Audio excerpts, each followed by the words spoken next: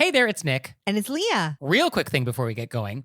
Please subscribe to our show and follow it. In whatever platform you're listening to us on. Yes, whatever app you're using right now, there's probably a plus button or a little bell or it says subscribe. Well, tap that, please. Just a quick little, and it makes such a big difference for us. We would really appreciate it. We really would. So please do that, and thank you. Thank you. And now, let's start the show. Yay!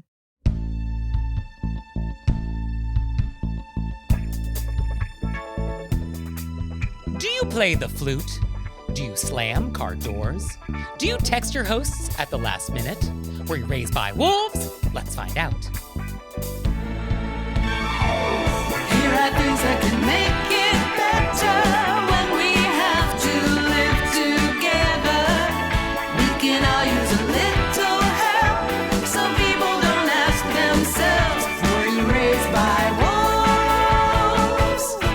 Hey everybody, it's Nick Leighton. And it's Leah Bonnema. And let's just get right down to it with our AMUSE-BOUCHE. Let's get in it. So for today's AMUSE-BOUCHE, I want to talk about Galateo, which is a book by Giovanni della Cassa. Are you familiar with this? Have we heard of this? I am not. Okay, so what this is a very famous book from 1558, Italian Renaissance. This is the time of Michelangelo. And this is a book that is basically an etiquette book. And it's one of the most influential etiquette books of all time that you may not have heard of, but it really has been influential. Wow. And it's so influential that actually in Italian now, the word Galateo, which is actually just the name of a character in the book, now actually just means etiquette. It's just like one of the words Italians use to describe social etiquette. Oh, wow. So there's a lot of things that I love about this book, and it's a fun read. It's actually like very well written, and it's actually very humorous, but it's basically just that people are so annoying. And it's all these ways in which people are just the worst. And Giovanni is a cranky uncle, and this book is written to his nephew. And it's basically advice to his nephew, which is like, here are all the things I learned in my life. I wish I knew these when I was your age, and here's all my wisdom. And one thing I find interesting about history in general is just that history intersects everything. We often think about them as like discrete events or discrete categories. Like when we think of the Italian Renaissance, we're thinking of like all the art, Michelangelo's David, and this pursuit of like perfection and beauty. But also that was happening throughout the Renaissance, including in literature. And so you could look at this book as an example of that too. Like this is somebody who's trying to find perfection in the way we're all just like getting along in society. And so I kind of like thinking of history in this way, like, oh, here's another layer of what was happening at that time. I love that. And another thing that I actually think is interesting is that this was written at a time in Italy when everybody else was invading. So you had just like everybody taking pieces of Italy. And this book definitely has a vibe of like, yeah, you might be taking our land, but we're still classier. We're still more elegant. We got better etiquette. And it is true, like etiquette really was an Italian thing, I think, during this time. Like they really were the most elegant. And we often think about the French being the source of a lot of etiquette, like we think of Versailles. But no, the Italians, like they had the fork way before anybody else.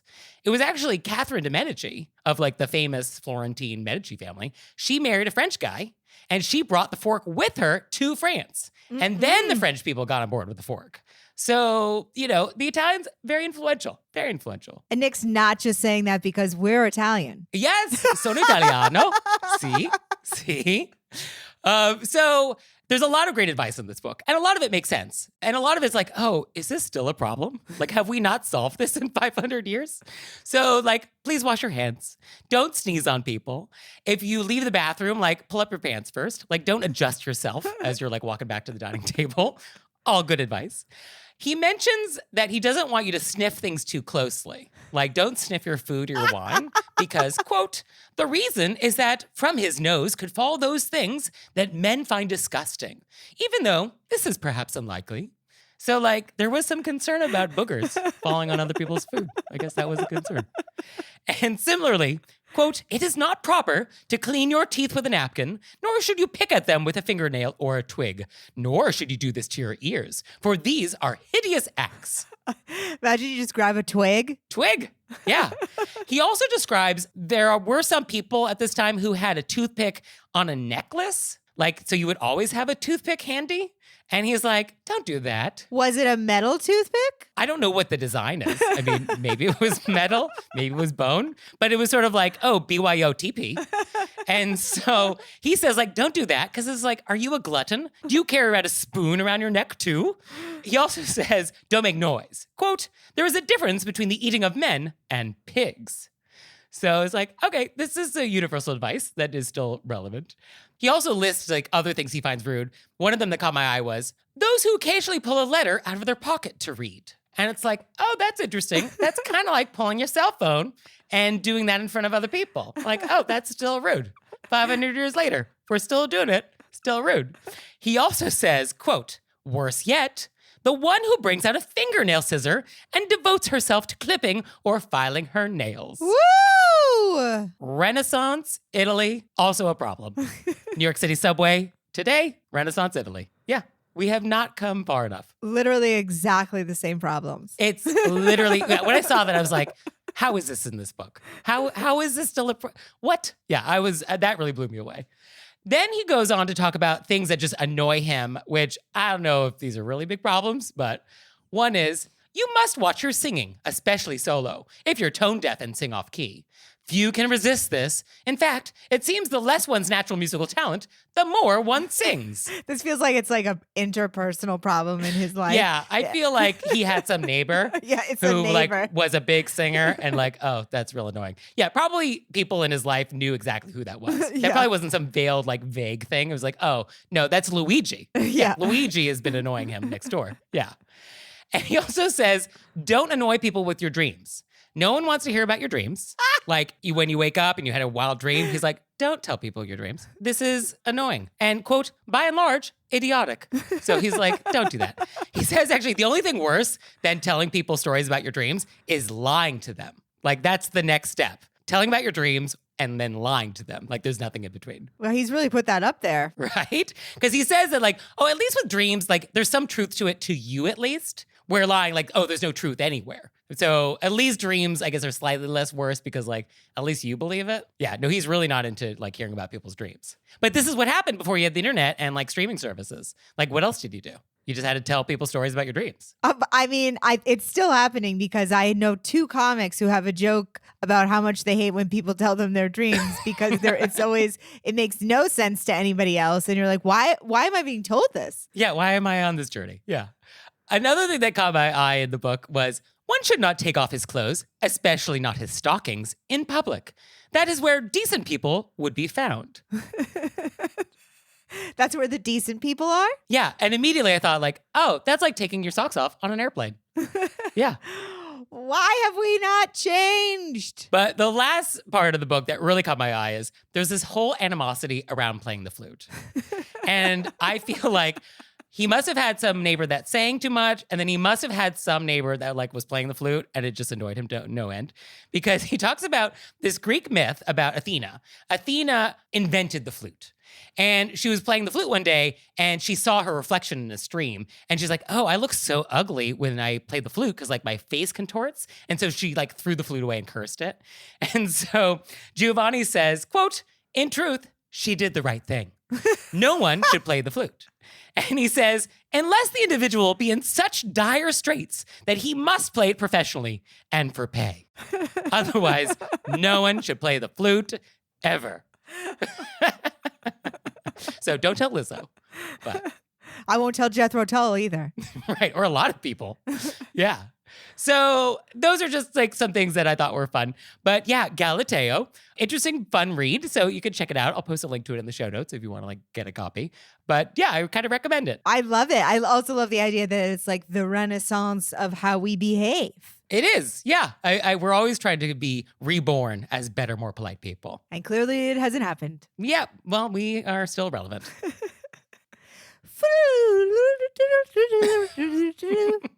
That's Leah. That's Okay. me playing a flute. Luckily, we don't need to get the rights to whatever that is. Yeah, that's why I was gonna do Jethro Tull, but then I was like, we don't have the rights, so I'm just gonna improv it. Okay. Goes in the edit.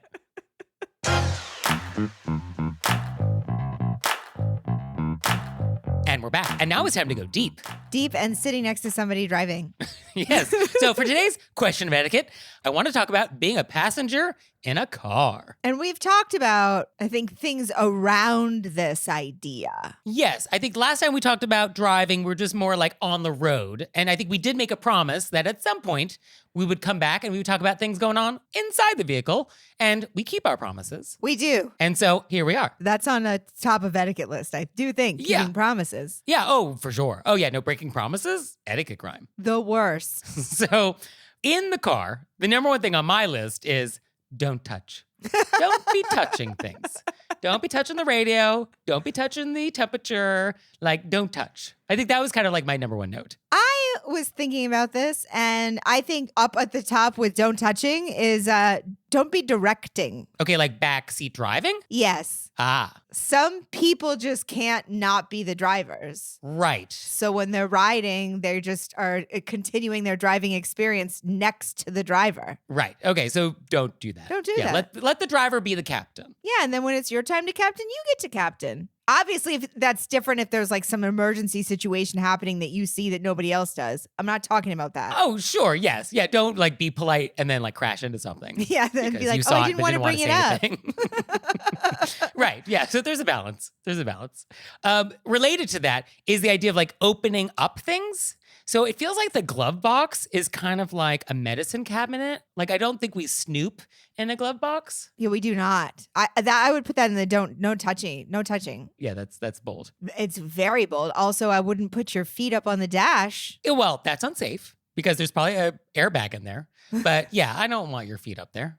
And then I also don't want you probably eating or smoking or vaping in my car, unless that's the house rules. I also think if a person who's driving is like, oh, hey, this is like crazy traffic area, or when I'm getting on the freeway, I got to focus, then like don't talk to them. Let them have their moment. Yeah, let's not distract the driver. Yeah. I mean, I think anything that falls under safety, like safety always trumps etiquette. So anything that is related to actually the safety of the passengers and the cars around you, I feel like that always comes first. And with Nick's don't touch anything, we don't reach to the radio and crank it up or change the channel. Well, I think the driver always gets to choose what is being played, if anything. Like, I feel like the captain of the ship gets to decide what is coming through the speakers, but a polite driver, I think, would solicit input. Like, hey, I was thinking of playing some yacht rock. So is that cool with everybody? Oh, and I think if you're the passenger, you can say, oh, I love this song. Can I turn it up a tidge? Yes. Or as a passenger, you can be like, oh, I really want to play some disco hits from the 70s.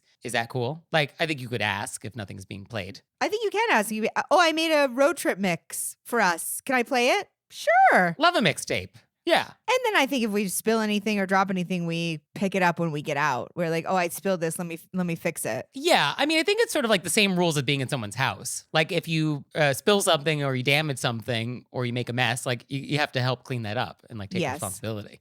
Now, related to that, if we go to a gas station, a lot of people say that the passenger should take charge of cleaning the windshields. How do we feel about this? Have you heard about this idea? I haven't heard about this idea. I've seen this in play, but it's when both the people in the front know the car. Okay. Like it's like a couple or you know what I mean? It's a long road trip or we've both rented this thing. Yeah. I don't know if Okay. I barely know you and I'm giving you a ride somewhere and I pull over and do That's gas true. and you just start doing. But I mean, I think it's polite to offer, hey, do you want me to get the windows? Yeah, I guess that's sort of what I was thinking. Maybe I guess asking is nice. I guess you never want to just start doing something to somebody's car without asking first. Maybe that's just like the general principle. Yeah. I think what you said earlier, it's like being in someone's apartment. I mean, if somebody wants to come over and then offers to clean my windows, I mean, have at it. Sure. I mean, if we're talking about pulling over, also if someone's driving me somewhere and we pull over for gas, I don't know if this goes in this category, but I always offer, hey, do you want gas money? Can I throw you some gas money? Yeah, I think depending on what the nature of this ride is, yeah. I mean, that's, I think, a nice courtesy for sure if somebody's doing you a favor. And then if they're like, oh no, and then I'll say, hey, I'm going to run into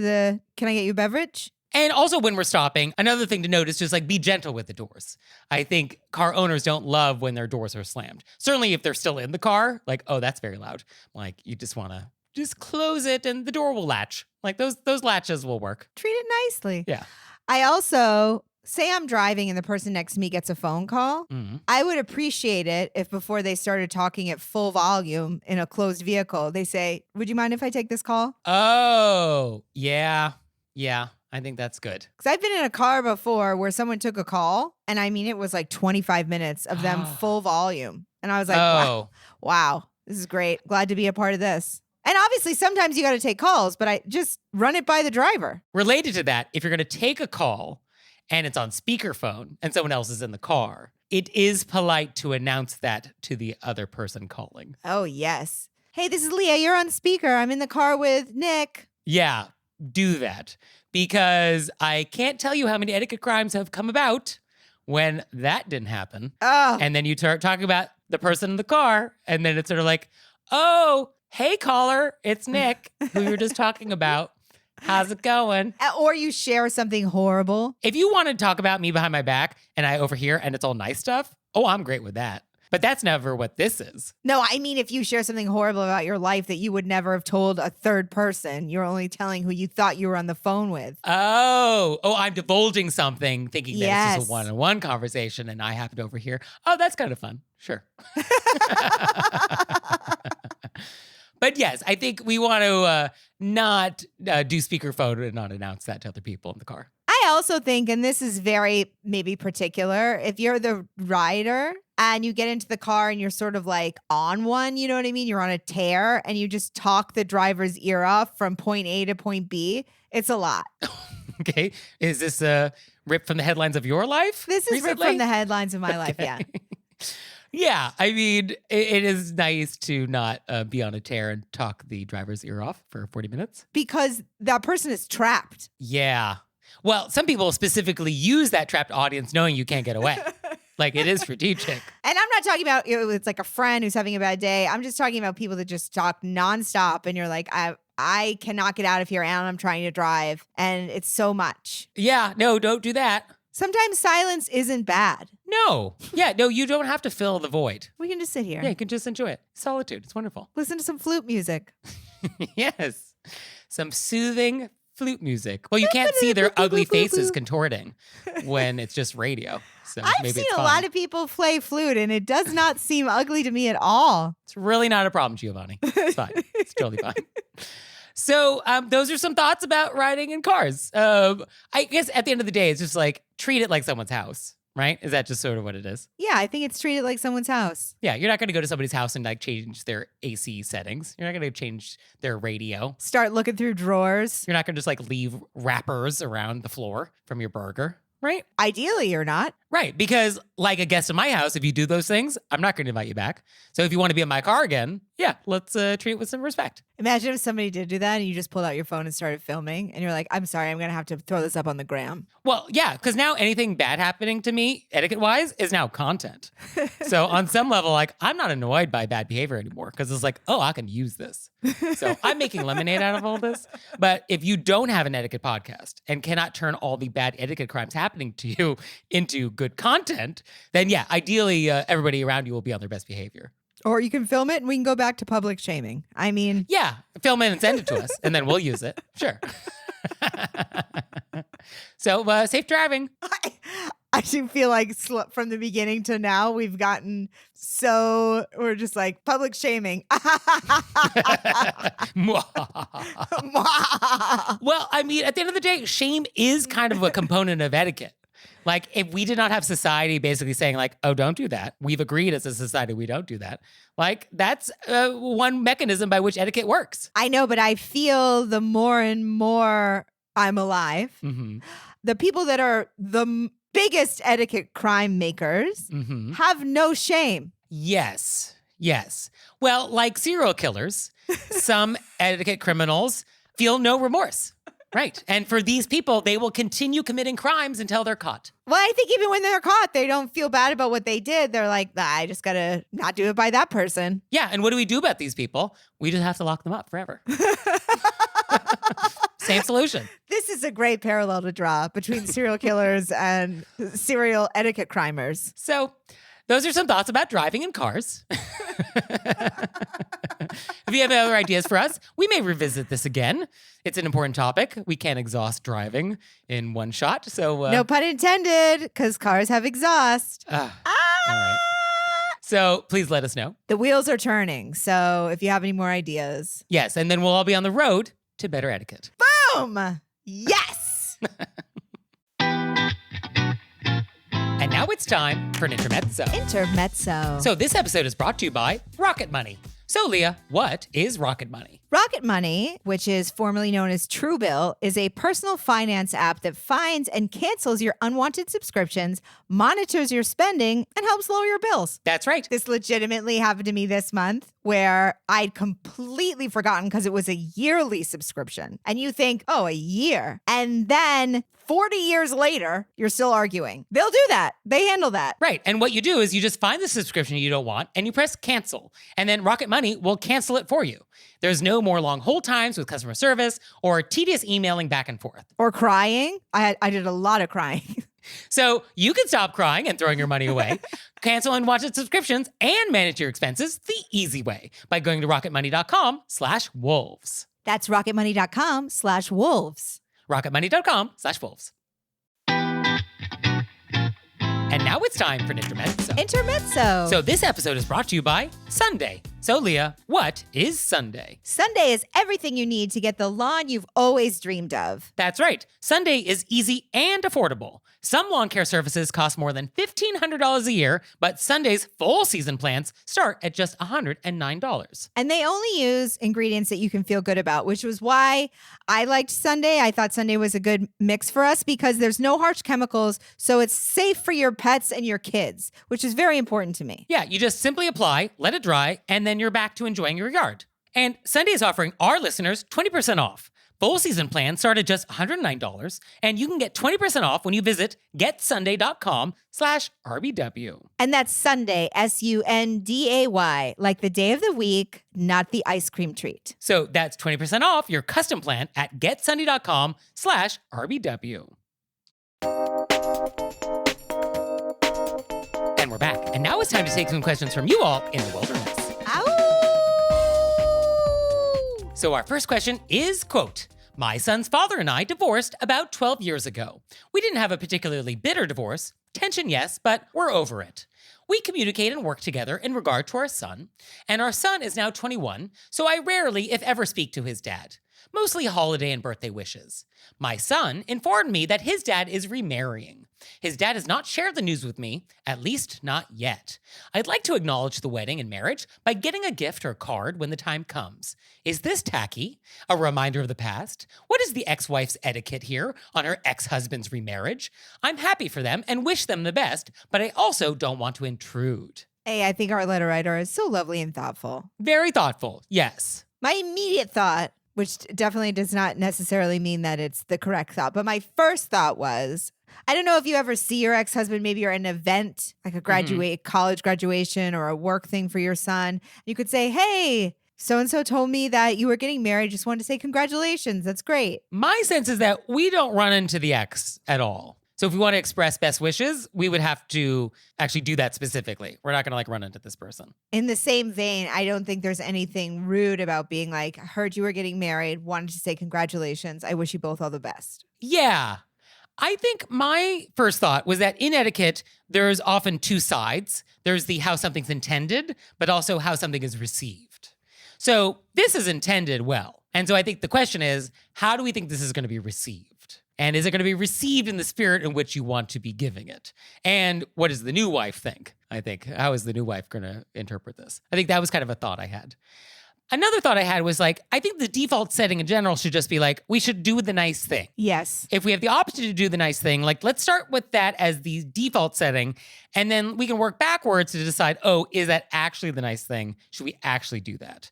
So I guess the question is, what are reasons why we would not want to actually send a note or send a gift? And so why wouldn't we want to do that? Well, I think we could ask our son, is it okay that I told them that you told me? Because I just wanted to wish them well. Right. Yeah, I think that's a good place to start. Because it's sort of am I allowed to have this information? I would ask my son, and then if he was yeah, no, go ahead. I think the fear is that maybe, my read of this question is that the fear is that she feels like they'll think she's intruding. Because she said, I don't want to intrude. Or that somehow meddling. Or when you say best wishes, that's actually not sincere and you don't really mean that. And this is some sort of deliberate sort of twist of the knife, I still exist kind of flavor. Is that how it might be interpreted? But I mean, you've been co-parenting, which is a pretty big. It feels like y'all are in good place with everything. Yeah. So I think what Nick said about default setting, can we do the nice thing? I think just like a nice card. After we checked with the son, heard you were getting married, wanted to say congratulations, wishing you both all the very best. Yeah, I think that's a nice thing. If you wanted to send a gift with that, I guess that's fine. But I don't think you have to. I do not think you need to send a gift. And I definitely don't think anything in the note should convey wanting an invitation to the wedding. I don't think you want to convey anything like, oh, well, I'm glad you finally found someone who will pick up your wet towels. Like, I think we want to like avoid any of that. Like, but just a neutral, like, hey, I heard the news. Congratulations. Best wishes to you both.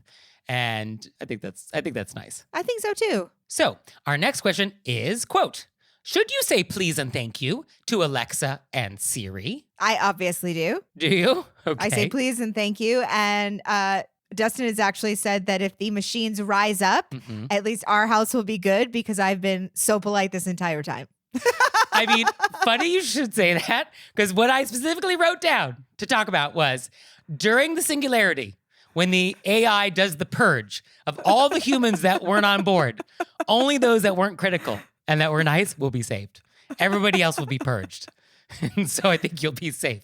And Alexa, Siri, we love you. Anybody's listening, we love artificial intelligence. Don't come after us. I just stayed in a hotel where Alexa did all the curtains and the lights. Okay. And of course, I was so grateful. And I constantly told Alexa that. I feel like we became friends. But I think the etiquette answer is that etiquette doesn't care what you do when you're alone. And despite the charm of these devices, they are not people. And so we do not need to say please or thank you to them in general. Now, if you are trying to set an example for small children who are in the room, then like, okay. But also, I like to always ask for things in the same way, regardless of who or what I'm asking. Okay, you want to be consistent. I like to be consistent, and I like to have a nice, polite tone in my regular life. Yes. I mean, I think you could have a polite tone with them. We don't have to have an aggressive tone. I'm openly letting you know that I've bumped into chairs and apologized to them.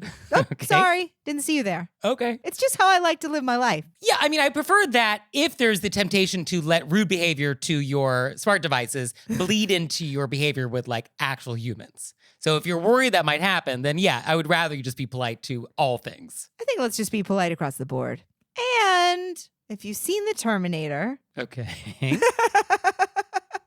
to circle back to the beginning of the conversation, Mm-hmm. just to cover all your bases. Yeah, I guess it can't hurt, right? I guess maybe that's what it is. I guess it doesn't hurt at the end of the day to do it. So why not? Might as well. I get we don't have to, but I mean, I think, why not? Yeah, okay, fair enough. So do you have questions for us about the coming AI takeover of the world or anything else? Let us know. You can let us know through our website, wereraisedbywolves.com, or you can leave us a voicemail or send us a text message, 267-CALL-RBW. What did it take to survive an ancient siege? Why was the cult of Dionysus behind so many slave revolts in ancient Rome? What's the tragic history and mythology behind Japan's most haunted ancient forest? We're Jen And Jenny. from Ancient History Fangirl. Join us to explore ancient history and mythology from a fun, sometimes tipsy perspective. Find us at ancienthistoryfangirl.com or wherever you get your podcasts. On Who Arted, we discuss art in a way that's fun and accessible for everyone who wants to explore the visual arts in an audio medium. Each week, we focus on the stories that make up art history, with emphasis on finding the good in all sorts of artworks, and I mean all sorts. I cover the traditional stuff you'd learn in any art history course, but with fun facts your professor probably never shared.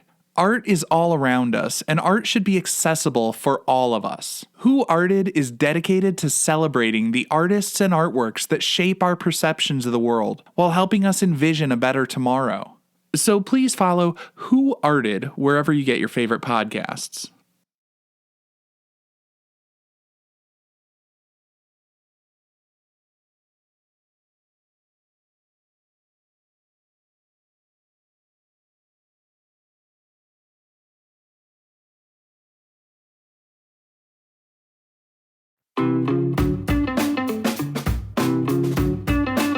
And we're back. And now it's time to play a game we like to call Vent or Repent. Vent to repent. Vent. which is our opportunity to vent about some bad etiquette experience we've had recently, or we can repent for some etiquette faux pas we've committed. So, Leah, would you like to vent or repent? I'm going to vent, Nick. All right, what has happened? I feel like I've been swimming in a sea of rudidity. Oh, rudidity. Ooh, I like that. I had to add Love an extra that. syllable there, but I'm going to clump this group of things together and just make it sort of a PSA. Okay, I think we need a collective noun for rude behavior. You know, a gaggle of geese, a pride of lions. We need a something of rudeness. I think this is a thing that I'd actually like to sleep on. I'd like to go through all the choices. Yeah, audience, if you have ideas for what the collective noun for rudeness is, send that in. I would really love to get your ideas on this. So, okay, you've had some bad experiences and you want to group them. It's a bulk purchase. Yes, this is a bulk. We're buying it in purchase. bulk. Okay, what am I buying? I would like to discuss Mm-hmm. when it's appropriate to ask people for favors. Oh. I've just had a week on every single, like I'm getting in my phone, I'm getting in my DMs, I'm getting in my emails, I'm getting my just people asking favors. And I'm not talking about like, hey, we're close friends. Can you help me out with this? You know what I mean? I'm talking about including people I barely know. So everybody wants a piece of Leah Bonnema this week. And I'm not even talking about things that are like something I could do that's easy, because I'm happy to do a lot of I really love doing things that make people happy or people need. Yeah, no, if there's one thing you're known for, it's being very generous. Yeah. I mean, it genuinely brings me joy. I'm Yes. talking about complicated, multi-level things I have to follow up, look up for other people, do. And this is what's driving me crazy. There is now, because everybody knows, oh, you're on your phone. Time, I got one at 6 a.m. on Saturday. Okay. Wow. Is this a crisis? You had to ask me for a favor, so when I wake up, it's the first thing on my phone. I also got one at like 11:30 on a Sunday night. What are you doing? What's going on? Yeah, I mean, although, would you have really enjoyed receiving these at any time of day? Like, did that matter? It does really matter to me. Okay. I don't want to be asked to do something in what is, I think, really people's only downtime, which is early Saturday morning and late Sunday night. You know what? Yeah. I'm trying to get ready for the week, and you want to message me about, I really dislike it intensely. Yes, I think the maddening thing is when people ask for things and we don't have that relationship. And it's sort of like, oh, I think you're getting over your skis with this request. It's like, that's not what this is. Oh, these are all people that I don't have this relationship with. These Right. are all those people. That to me, I feel like is the problem. The time, I'm happy to ignore a text no matter what time it comes in. It's just we don't know each other that well. And what you're asking is like, oh, that's bold. I can totally see how that's a non-starter. But if you're going to text me something bold and we don't know each other that well, I need it to Noon. be Tuesday around noon. Right. Not on what is really down home time. Yeah. And what time zone? Do we have to be mindful of the time zones, I guess? If you're going to ask me a complicated favor and I barely know you, figure out the time zone. You know what I mean? Yeah. So is there a solution to this? No, there's not. No, I just want to put out there, if you're going to ask somebody you barely know for a favor and you're going to text them, don't do it in the middle of the night. Don't do it in the middle of the morning. And not on a weekend? And maybe don't do it. I mean, maybe don't do it at all. But Also I know that. they're going to do it. So it's really just putting me over the edge. Okay. Well, for me, I would also like to vent. And it's a quickie. But basically, I recently hosted a cocktail party for about 70 people. And the number of people who texted within an hour of the start time saying like, hey, what can I bring? What are you doing? You think an hour before an event starts, I have time to A, be checking my phone and responding to your texts? No. And the what can I bring? I know it's so many people's default setting, but I've decided I think this is rude. I think this question is now rude. And so I think we don't want to ask this anymore. If you want to bring something as like a host or hostess gift, like just bring it. Just take the initiative, figure out a tea towel, figure out a candle, and just bring it. Don't ask me what I want you to bring. Because also, you don't want me giving you a specific errand either. You don't want me being like, oh, please run to this boulangerie to pick up a loaf of something. So they're like, what is this question? Why are we asking it? Maybe we should just end it. That's a topic for another day. But I was just very annoyed by the number of people that expected my time so close to sort of an event time. And so don't do that. Like, if you have to ask this question of your host, like, do that, I guess, when you're RSVPing at some period of time that is not that an hour before the event starts. So annoying. Very annoying. Yeah. I also feel like I want to blame cell phones. Like, I feel like it's this thing where people feel like you're available all the time. Oh, I'm going to do this 5 minutes before I get there. You must be on your phone and I have access to you right now. Yeah, I think everybody treats everybody like we're all on walkie-talkies. And that's just sort of like, oh, I should be able to just like reach you immediately, which is true. You can actually reach me immediately. But it's the expectation that I will need to now respond to immediately. That's the problem. That is the problem. And I think we need to figure that out as a society. So if we figure that out, Leah, Nobel Prize. I really want to go back to landline voicemails. I want to go back to landline tape machines. That's what I meant. That's what I was visualizing. I want to press a play button. I want to rewind it. I want to take it out. I want to put a pencil in it and rewind when the little tape gets pulled out. Because so many movies and sitcoms had a moment where you had to break into someone's house to get the tape. And now we don't have that as a device anymore. It's no longer a storytelling device. And what a loss for movies and TV. Can I just say something? Because we do have the text something, unsend it. Oh, that's true. That's actually the modern equivalent. But my new computer, I just got a new computer. Somebody texted me something. On my phone, I only saw the second text. But when I opened my computer, it had both of them. The one that had been unsent and the second one. And I was I like that. woo! Woo! Spicy. Spicy. So those of you who are unsending, I don't know if it's definitely going to work. That's true. Be careful. Well, at the end of the day, be careful.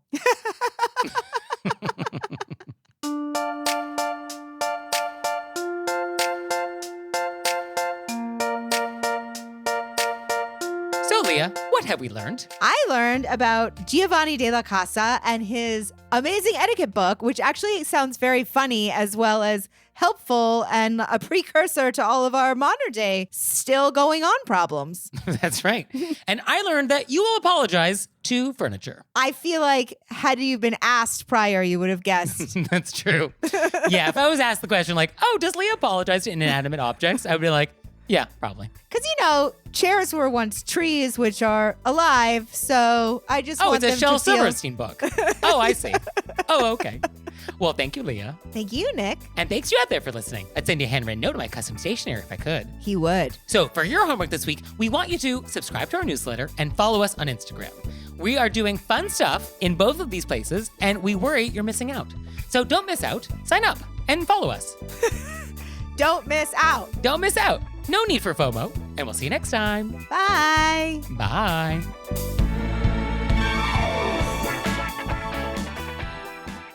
All right, Leah, it's time for Cordials of Kindness, the part of the show that you make us do, but I only give you 30 seconds to do it. Ready, set, go. So I want to do a big shout out to all of my canyon friends. So Lacey and I walk in the canyon every morning, and I've started recognizing a lot of the people and their dogs, and it's a really lovely community. I know I've complained about that one woman in the past that everybody called that one. But for the most part. But for the most part, also I'm kind of afraid, not afraid, but it's also possible that she listens to the podcast because she has Good. been on her best behavior. Great. We've changed one life, so that's all we need. Mission accomplished. We have so many people we look forward to seeing, and it's just really nice. And I mean, what a lovely morning. You wake up, you see people you know, Lacey sees doggies she knows. It's just terrific. Oh, that's very nice. And for me, we got a great review, which is called Grandma Approved. And it's quote, I listen to a lot of podcasts, but this has quickly become my favorite. I love the humor and friendship between the hosts, accompanied by great advice. I grew up in a very formal household, so I think I'm pretty well versed in all the etiquette things, but I'm still learning, just like everybody else. Keep up the wonderful work. Hugs from Nana. Nana! Nana. So this is wonderful. We have the approval of grandmothers. I love it so much. I feel like I'm beaming. I know. Isn't this great? So when I saw this, this totally made my day. So thank you. Thank you. Oh, Leah, one more thing. What? Have you signed up for Patreon yet? I have. Me too. You out there, have you signed up for Patreon yet? No? Well, go to our website, wereraisedbywolves.com, click on monthly membership, check it out, because we would really appreciate it if you'd support our show. We love your support. We would. So please do that, and we'll see you next time. Bye. Bye.